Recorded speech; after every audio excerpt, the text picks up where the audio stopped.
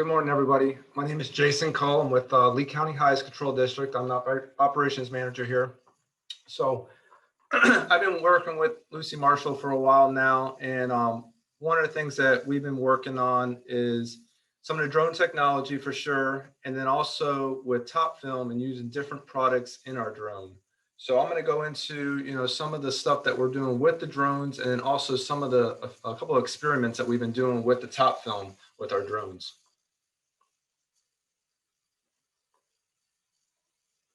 Okay, so how we're using drones. We're using drones 3 different ways right now. We've been using the Mavic drone, which is for more of surveillance and aerial pictures, aerial imagery. We're using that for a couple of years now.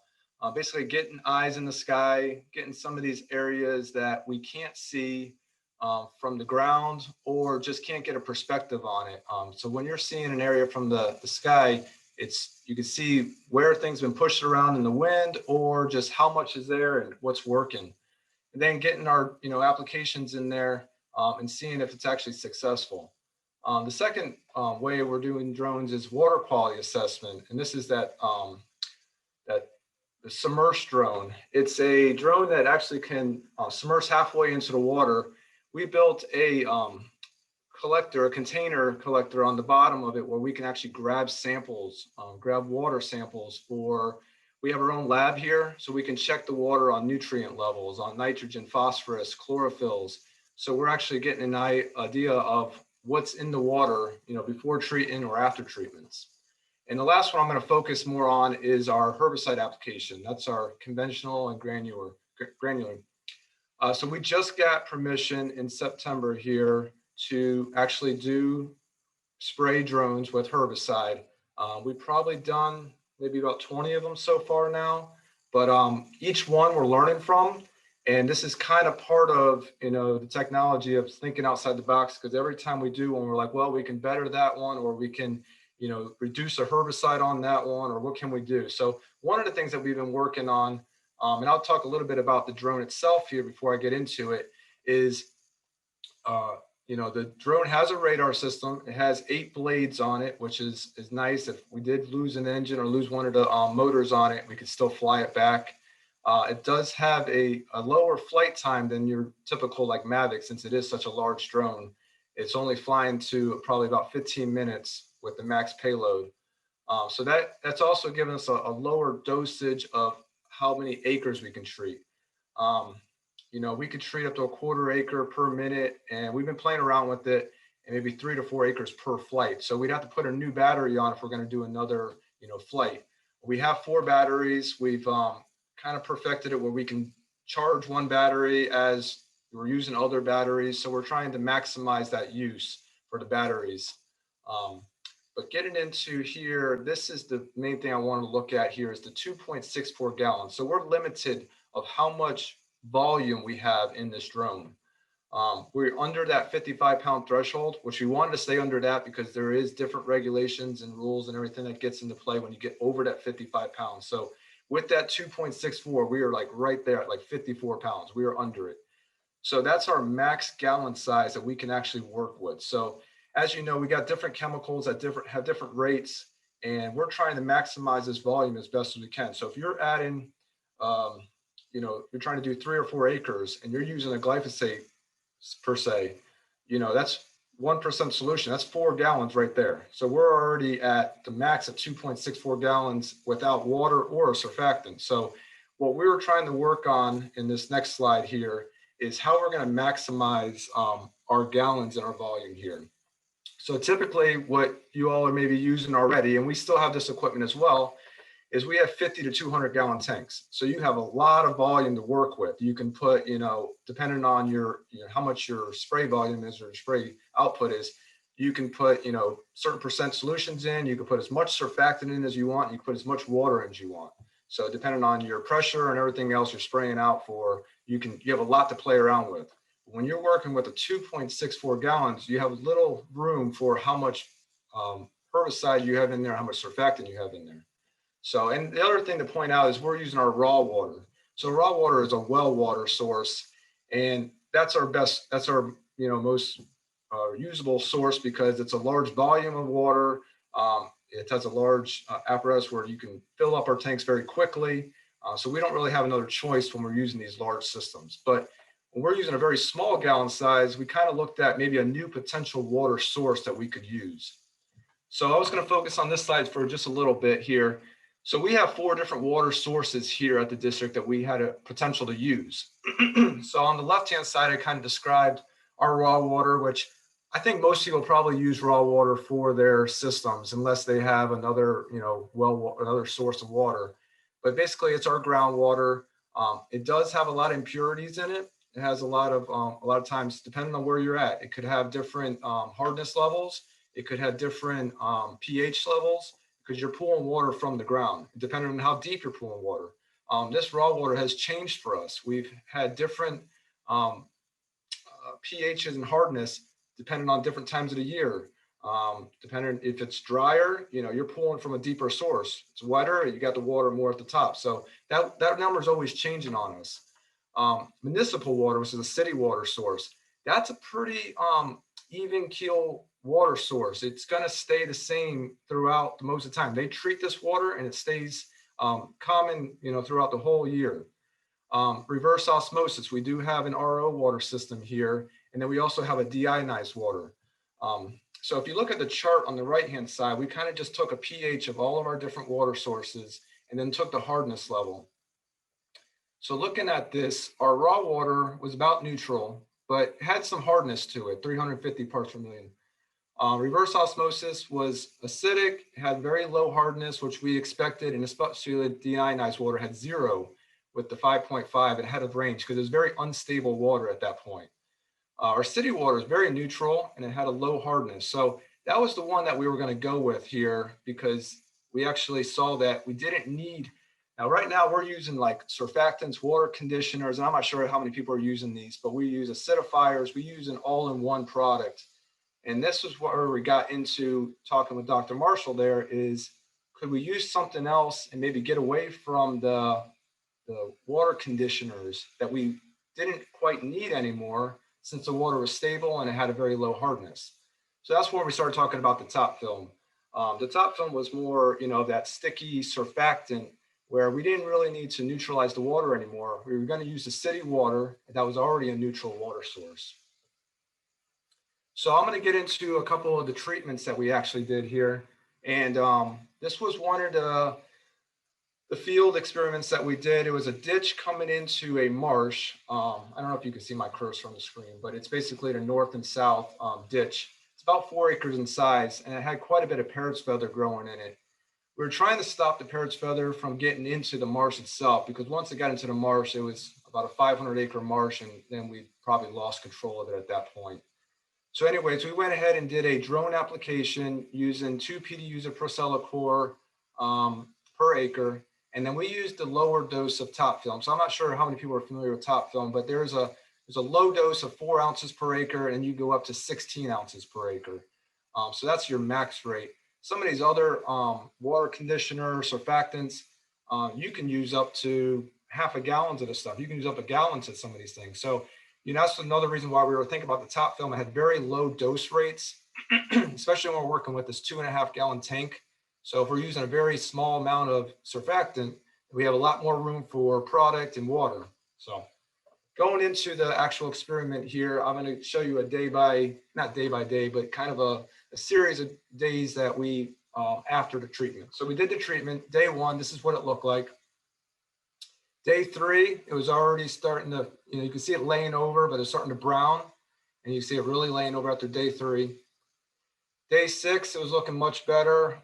That front half really didn't quite get the dosage as much as the backside. But as you can see in these pictures, you can see it kind of translocating a little bit and starting to really go.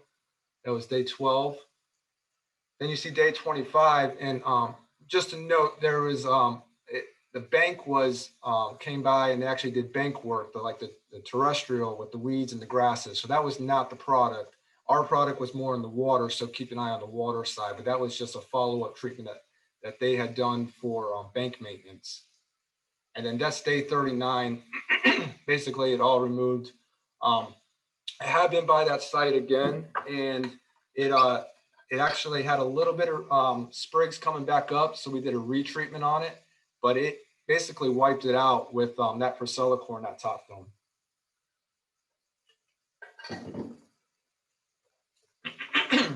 All right, so I'm going to focus on one more field trial that we did with the TopFilm, and this is another one of those, you know, why maybe a drone would work out well for using, you know, over just Google Earth. So this was a Google Earth image of Lake Hicpochee, and the last time they did a imagery of Google Earth was May of 2017. So we flew the Mavic drone, and we got a current imagery before we treated. So we treated right there after April 28th, and we wanted to see what exactly was out there before we did a treatment. A lot of times people use Google Earth to get an idea of what's out there. But as you can see, the pixel resolution is much better using this drone imagery. You can actually see where, this is pennywort that we're looking at, and some of these pennyworts drift off and they break off. And especially if you're using floating plants, you don't know where it is the next day, especially if you get a wind. So that's another reason why drone technology can be used, I think, and be successful in aquatics industry. All right, so I'm going to look at these 4 different areas. So basically, we carved out 4 plots of pennywort on 1/4 acre plots. And we used a different combination here. We used glyphosate. We stay consistent with the 1% glyphosate on it. And then we used no TopFilm in one of them. We used 4 ounces on the lower rate for 2 other plots. And then we used the max rate, the 16-ounce plot for the TopFilm. So if you look at, I'm going to show a quick video just to show how the drone is, how the drone works. So hopefully you can see this.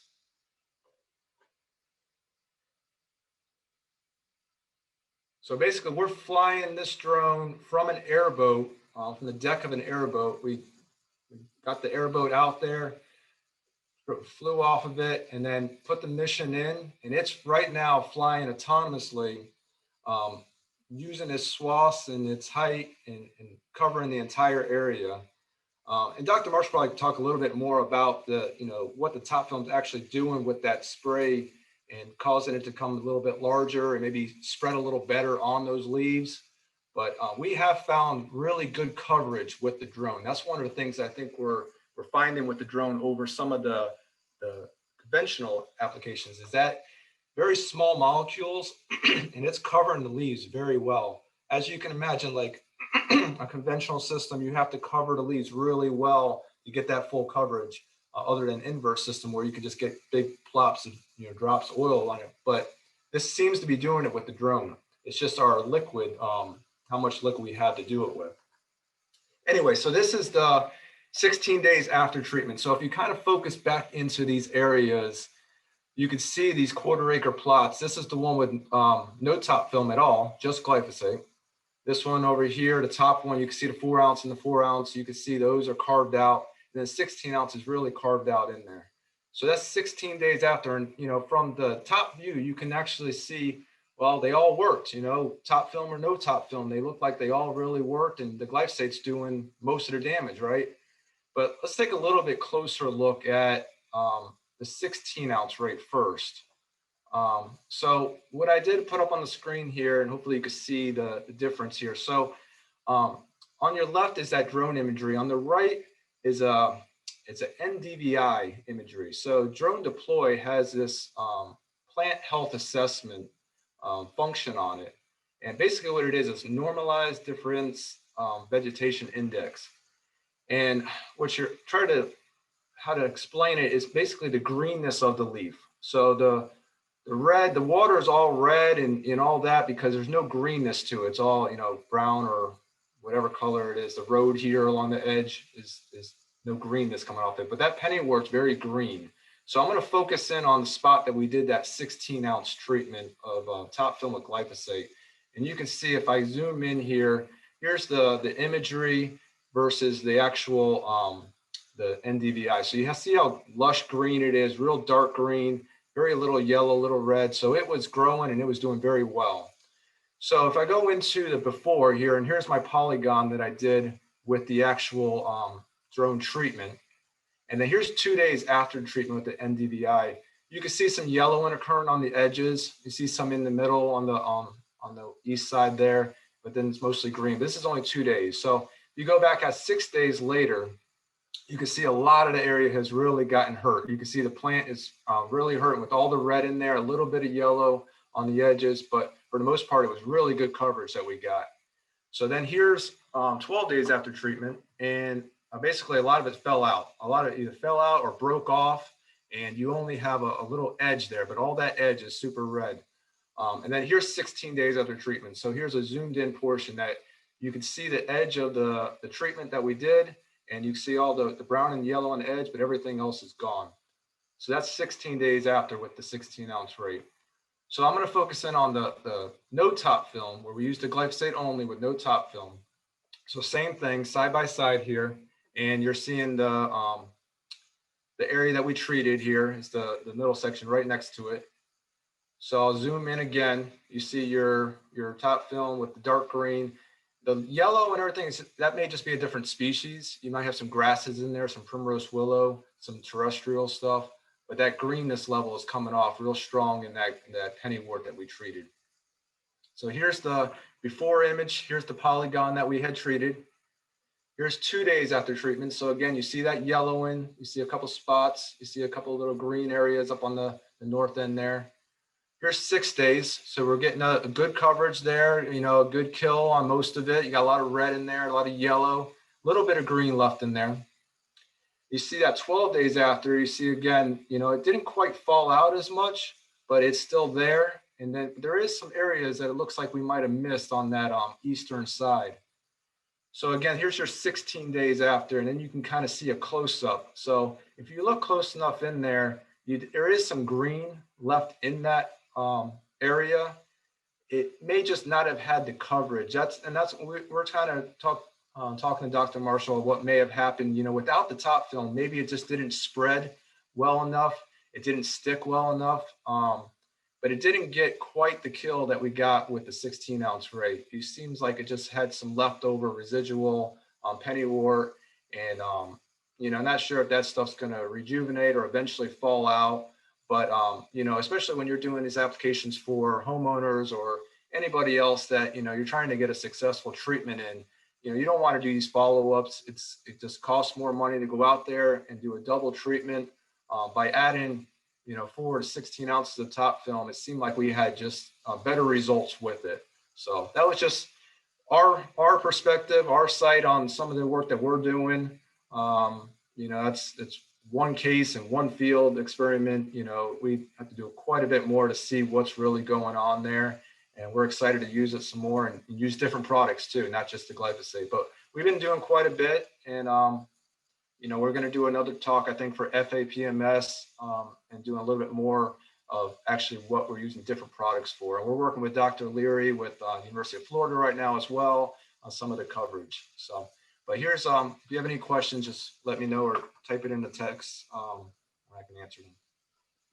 Next question is, what is the recommended depth to collect water samples? Does the drone manage to collect at the correct EPA recommended collection depth? That's for you, Jason. Yeah, so, you know, I'm not sure on the exact regulations of the depth, and I believe that we don't, the DEP, we go by the Department of Environmental Protection, the Florida regulations, but I think they're working on that. From what I understand is we collect surface samples. So, and there is a whole procedure on rinsing the bottle prior to collecting the sample. We're not one of those certified labs that we actually have to have, you know, the data put to, for, I guess, for regulation standard, but they are working on that. I've talked to Colin Lewis on this, and they are working on trying to develop a drone that will take a water sample, rinse the bottle, and then when it takes it at the right depth. But we're taking surface samples, so that's what we're taking. All right, so again, Jason, in your water condition experiments, did you find any success with Breeze? If so, what rate? So we use Breeze quite a bit, actually. We use it for all of our large tank mixes. And the reason why we used the Breeze was because it was an all-in-one. It was a water conditioner, a water acidifier, a surfactant. So we didn't have to go ahead and put 3 different things in our tank mix. It made it a lot easier just to use a one product deal. It doesn't, it's not a polymer. That's the one thing that we do have to add, like an accuracy or something to, you know, just make it a little bit